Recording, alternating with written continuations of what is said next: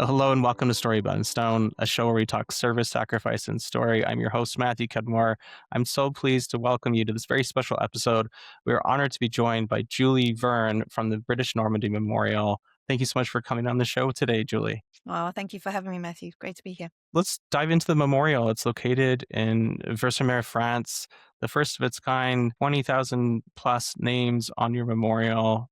Served under British command, fell on D-Day and during the Battle of Normandy. We're getting close to the 82nd anniversary here in 2026. And this site is just more than history, isn't it? It's about the living legacy of sacrifice, the bridge between generations. To start us off, could you share a little bit about your personal connection to this project and this memorial? Sure. Well, I'm been very, very lucky to be part of this project almost since its very inception. My background before joining the Normandy Memorial Trust has been a fundraiser, been in the charity sector for many, many years. Previous to this role, I had the privilege of working at a veterans care home and raising funds to create a better facility for them. When I joined the memorial, it was, like I say, right in the beginning. And it had started really from a Normandy veteran himself, George Batts, who had campaigned for many, many years for the British to have a memorial in Normandy. And most people were really quite shocked. And at the time that there wasn't one. That obviously the Americans have got one, so the Canadians, but there's never been an actual place in one area where all the names are recorded of those who fell under British command on D-Day and during the Normandy campaign. He then approached Nicholas Witchell, who's our founding trustee, and Nicholas put this board together, and I then came on board with them and got to meet all these wonderful veterans who were so seriously campaigning and fundraising to make it a reality. Fast forward a few years, and we had funding generously provided by some from the governments and a lot from the general public, and a lot of tin rattling by actual Normandy veterans themselves. Harry Billinge, I think, became possibly world known at one point for being our poster boy for the memorial. So we officially opened in 2021. So we had the pandemic to deal with before that. But it's an absolutely beautiful, poignant place to visit and really captures the poignancy of who it is that they're remembering. Walk us through the architecture of the memorial. Tell us about the stone columns, the names on the memorial, some of the key architectural details that visitors can expect to see when they visit in person. It's definitely a place that everybody should visit if they have the opportunity. The architect who designed the memorial is actually the same architect who designed the Bomber Command, as well as the National Memorial Arboretum. His name's Liam O'Connor, and he has done it in such a beautiful design that if you see it from above, or sort of drone footage, you'll see that it's in the shape of a Union Jack. And that's 160 columns all converging to create that Union Jack shape. And on each column are the names of the soldiers, sailors, and aviators who died on D-Day and during the Normandy campaign, who were fighting under British command. It's beautiful stonework from the local quarry. We had stonemasons from Ireland who have carved the names onto the memorial as well. It's very, very poignant. And to the left of the memorial, we've created a French memorial sort of dedication area. And that really recognizes over 20,000 civilians who we know died during the campaign, who are very much part of what we were there to honor. Tell me a little bit about the experience you're approaching the memorial. What do you feel as you're approaching? It's quite moving. So you have about a 10-minute walk, and it was purposely created in this way. So you park your car. To the right, you have the Winston Churchill Centre for Education, which is an absolute must visit after you've been to the memorial. As you're walking up to the memorial, we have these 8 steles, and it really talks about World War II, the campaign building up to what is then the 6th of June. So it takes you through each historic significant moment, so that by the time you've read all of those steles, you've come up to the memorial and you're faced with what we call a memorial court. And the main wall, the very largest wall that you see, has the names of all those who died on D-Day itself, which is 1,476 people under British command who died on D-Day. So it's quite a striking moment. And you'd look through the columns and you'll see what we call the D-Day sculpture. And this is a really emotive, poignant sculpture created by David Williams Ellis. And it's of 3 soldiers running off the beach. And you really get a sense of that sense of urgency, of concern, of fear, of apprehension. You can see it etched on their faces. You could spend a lot of time just looking at that, because you have a sense of what these poor young men had to do getting off those landing crafts and just trying to move forward and trying to survive. And that certainly comes across in the sculpture. Do you recall any moments from your first visit to the memorial? There's something about the place, because my first visit was when it was just a field, and we were very lucky to have been able to buy the land from a number of farm owners.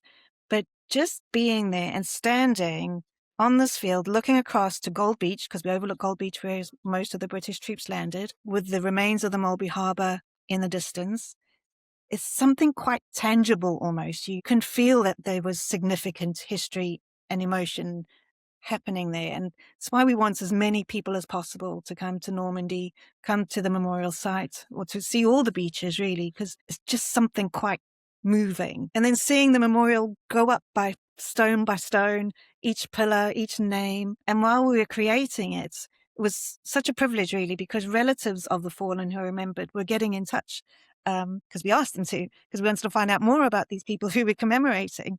And I'll never forget speaking to one of the relatives whose father is remembered on the memorial.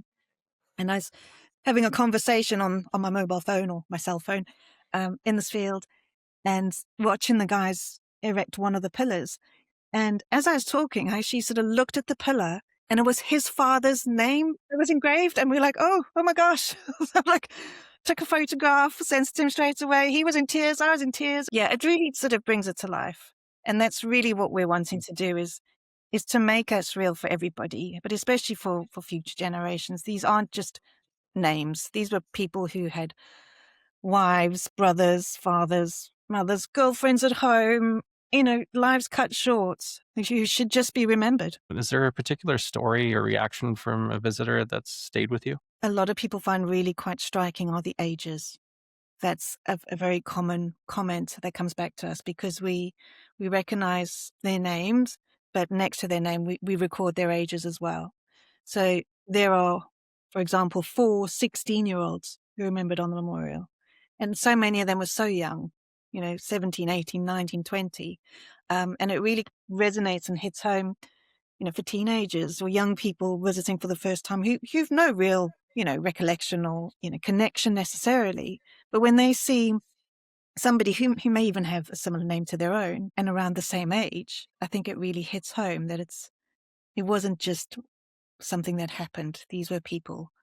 And I think that's what really comes across. There are 22,000 plus names engraved on the stonework at the memorial, but not all of them are British. Can you tell us a little bit more about that? The memorial actually recognizes all those who fought and died under British command. And that actually includes over 30 other nations who are remembered on the memorial.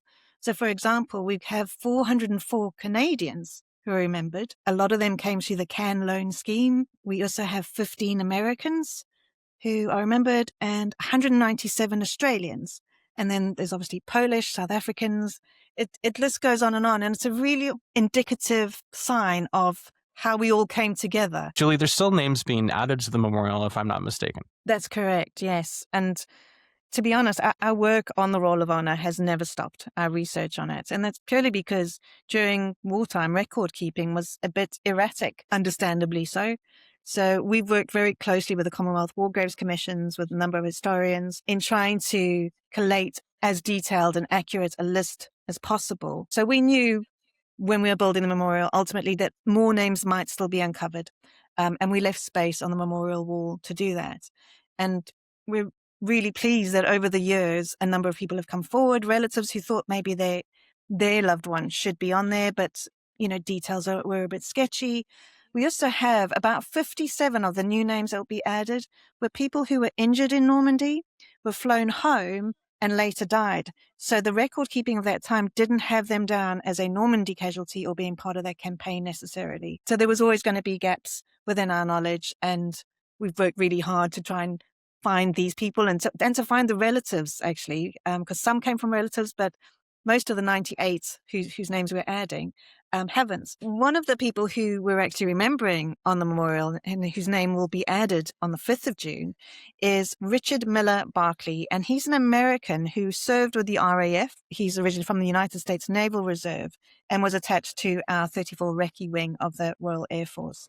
He died on the 6th of June and was aged 25 only. Again, more and more things are coming to light, and it's wonderful. I think the 5th of June, when we're going to be having this ceremony specifically for these 98 new names, people, to commemorate them finally being recognized alongside their comrades and for their contribution to the campaign. You mentioned earlier the Winston Churchill Center for Education. Tell us a little bit about what visitors, school groups, teachers are doing there and all of the amazing things and resources on offer at the center. Well, the Winston Churchill Center for Education was very much an ambition of the Normandy veterans themselves, who not only wanted the memorial, but they wanted to make sure that the legacy of their fallen friends would continue and that future generations would not forget the sacrifice and to learn from the past. Creating the center was very key to what we set out to do initially. We were very lucky to have raised the funds and officially opened by the King and Queen for D-Day 80 in 2024. The center itself is a lovely visitor space, so you can come, and we've got 2 gallery areas where it sort of showcases information about veterans. We have a lovely film that kind of puts things into context as well. And there's a cafe and a shop and classroom space that we use there as well for visiting schools. We have gone on further to really develop our education program and offering. This is very much targeted to our visiting schools, which numbers have increased significantly. But we were really, really looking for a way in which we could engage children in ways that appeal to them, appeal to their learning and how they would engage with the people on the memorial and with the storytelling, which is very much what we're about. Again, sort of telling more about the person behind the name. And that program is called Operation Remembrance, which we only recently launched. It's very exciting. So we've been working with a number of partners as well in creating a very comprehensive learning package. So there's resources for schools online on our winstonchurchillcenter.org website. You can find the whole gamut of information of what's available for schools.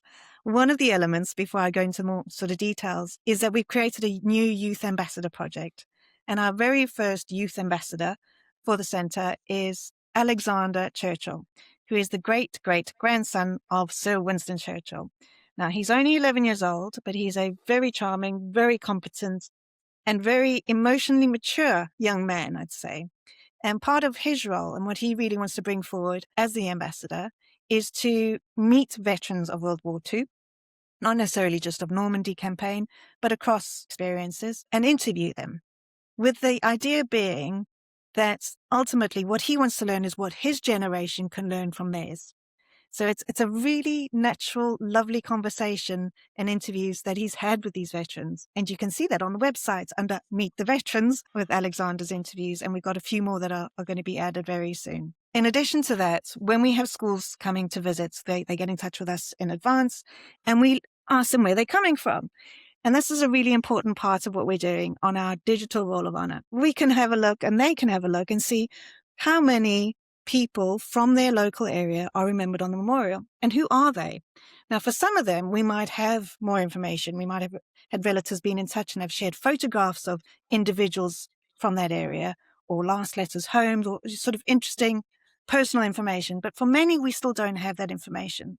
So what we're doing is encouraging children before they come to see us to choose one of those soldiers, sailors, or airmen and do a bit of their own research, a bit of their own detective work. And we give them some guidance by our researcher as well as to where they can go and what they can do to find out. They then undertake that. And if they find anything and we can verify it, it's added to that Roll of Honor record and they are credited for their contribution, which is really lovely. But the idea of doing that is that it creates a personal connection so that when they do come to visit the memorial, they will go and find their person on the memorial. They'll find their name and have that real connection. To them now, it's more than just a name. It's somebody whose life was lived and lost for their freedom. You're applying AI, I think, in a really responsible and interesting way as well. You also have some virtual reality going on at the center, don't you? Yes, absolutely. So as part of this package, in addition to the research, when the children arrive at the memorial or at the Winston Churchill Centre, they first have an introduction by Normandy veteran Ken Hay, who is wonderful in how he engages young people. So we've managed to capture his personality and his essence and his story, really, in this fantastic film that children are introduced to on arrival. And it really sets D-Day within the context of World War II. It really kind of sets the scene and they understand why they're there, who these people represent, and how it came to be. After that, they get split into 3 groups and they take part in what we call Operation Remembrance, which consists of 3 stations. The first one is a series of games. Now, it's not gamifying D-Day, it's not glorifying war on any level, but these are strategy, informational, quiz type games that test their knowledge, that help them do it again and again to get a better score, because we know like children like to be competitive with their friends, but we are kind of tricking them into learning at the same time about what happened in terms of strategy and planning for D-Day. They then move on to station 2, which is very exciting. And they sit around a very old-fashioned radio. It has a screen on the back, and they have an opportunity to tune in and see on the screen if they could speak to a soldier, a sailor, or an airman who was there on D-Day. So a named person. So, for example, Ken Cook as our soldier. Children have an opportunity to speak directly to Ken using AI, but in the voice of an 18-year-old is how he's answering them. So they can relate a little bit more to that voice than potentially a 100-year-old man saying, oh, this is what happened.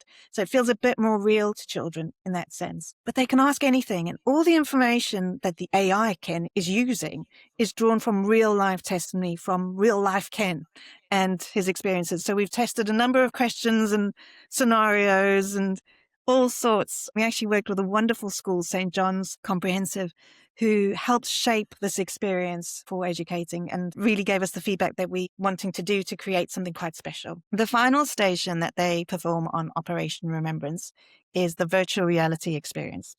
So this is where they use VR headsets and they are in occupied France as Allied spies, and they are given a reconnaissance mission. Firstly, they have to escape capture from the Nazis. And then they have this reconnaissance mission to take photographs of maps, derail trains, all sorts of things that are part of what was actually happening at the time. So it's really trying to give children a sense from all those 3 stations of different elements as to what was involved. So we're channeling Operation Fortitude and a number of other things that kind of set the scene, but in an engaging way that they can learn from. So it doesn't feel like they're just sitting down and somebody's talking at them for an hour. It's about learning in a fun way, I suppose. And that's Operation Remembrance, which has become very popular. Unfortunately, we don't have the space right now to accommodate all the children in one go to do it. So we are doing some fundraising to extend our education centre so that we can accommodate more children in the whole education program. For educators listening, what's the best way for them to get involved? First, go to our website. We have a microsite which has been created called winstonchurchillcentre.org. You'll find a wealth of information on there in terms of what the experience is for schools to visit. We would love to welcome more children from across the world. We'd love to see more Canadians and Americans and Australians, and to really sort of open up what we're doing there. So there's opportunity to register online, to book your visits. Then we'll be in touch with you and help you devise the best program for your visit, depending on the number of children you're bringing and their age range. It's the 82nd anniversary, D-Day, June 6, 2026. What can visitors expect if they're able to register to visit the memorial this June? We would love for people to join us. You would need to register online. So if you go to BritishNormandyMemorial.org, there's an opportunity there for you to register your interest in attending. It will be a very beautiful, touching service that will be attended by some of the remaining Normandy veterans. We're also very pleased to be joined by the families of Sir Winston Churchill, as well as Montgomery, as well as Admiral Ramsay's relatives who will be joining us for this occasion. It will also be a lovely opportunity for people to see Standing with Giants, which is our display that is in the wildflower meadow of the memorial. It's a very poignant silhouette display of 1,476 silhouettes that represents the number of fallen soldiers, sailors, and airmen on D-Day itself.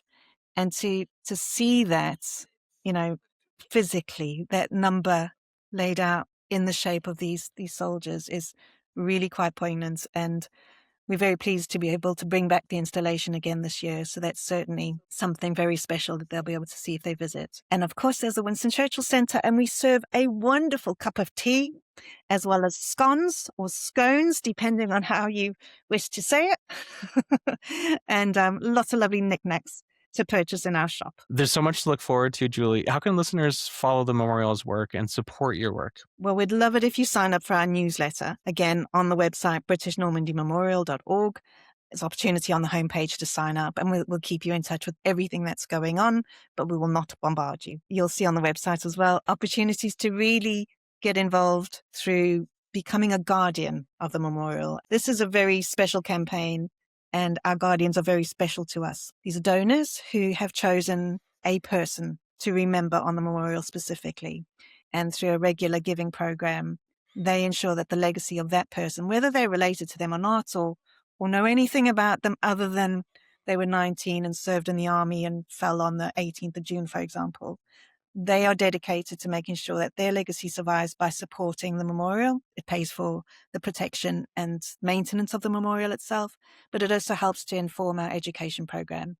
And as we mentioned before, the storytelling element and bringing those to life is really relevant. So please consider becoming a guardian if you have the opportunity, or just to make a donation to keep the story and the legacy of these people to whom we owe so much alive. Julie Verne, thank you so much for coming on the show today to chat with us and share more about the British Normandy Memorial. It's been such a pleasure, and we are cheering you on as you approach D-Day 2026. Thank you for coming on the show. Thank you very much for having me.